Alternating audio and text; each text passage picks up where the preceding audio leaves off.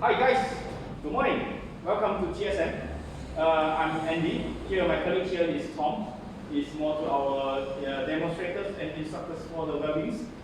So today we're going to introduce our machines, Megmeet, and it's quite robust machines compared with others. Today the machines, the models we're going to introduce is Megmeet Ehave CM5000 and also Dex PM3000. So for the machines functionalities differences, I will give it to Tom to introduce. Oh, Tom, okay, go ahead. What is the function of Ehave? Okay, ini mesin Ehave CM500 ini adalah power source dan ini adalah wire feeder. Right. Okay, mesin ni dia ada dual welding, maksudnya cara welding antara manual dengan synergy. Means synergy ni kita hanya akan adjust pada ampere sajalah. Kita akan adjust pada ampere, dan voltage kita akan biar dia. Okay. Okay, ini boleh welding mild steel, flux core dengan NML sekali. Oh, that's 2 in 1, eh? Ya, Okay. that's good.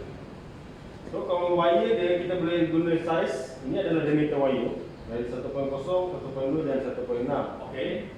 Alright. Dan di sini dia disertakan sekali dengan memori. Tapi kita boleh save memori sampai 10. Kita boleh save tapi tak boleh delete. Just memori yang kita dah save tu kita boleh override. Oh, it's overriding. Yeah. Alright. Okay. Betul. So this machine can hook up to the robot, right? Yes, betul. Ini mesin boleh pergi dengan robot. Alright. Any robots? Ini robot. Alright. Well, so the same wire feeder we use? Tak, lain. Dia kena Oh. wire feeder yang untuk memang robot. Okay. So how the connections from the machines to the robot? Kita kena balas di belakang ni. Oh, behind here. Yes. So Dia ada sekali.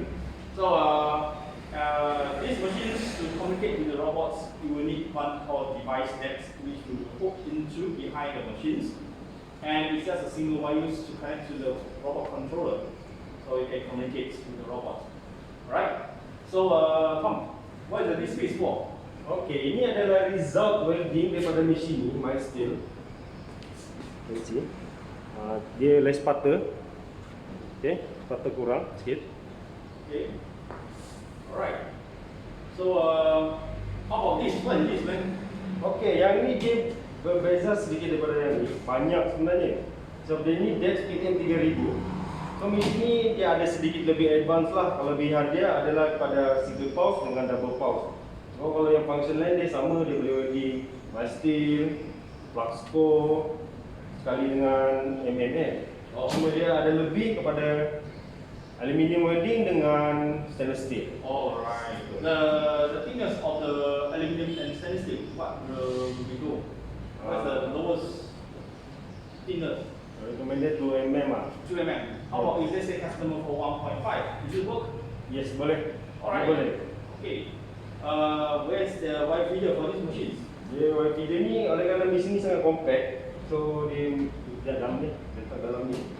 Okay. Can you put the 50 kg wire spool? Boleh. Okay. Alright. Tak ada hal. No problem. Yes. Can you work with the robots? Boleh?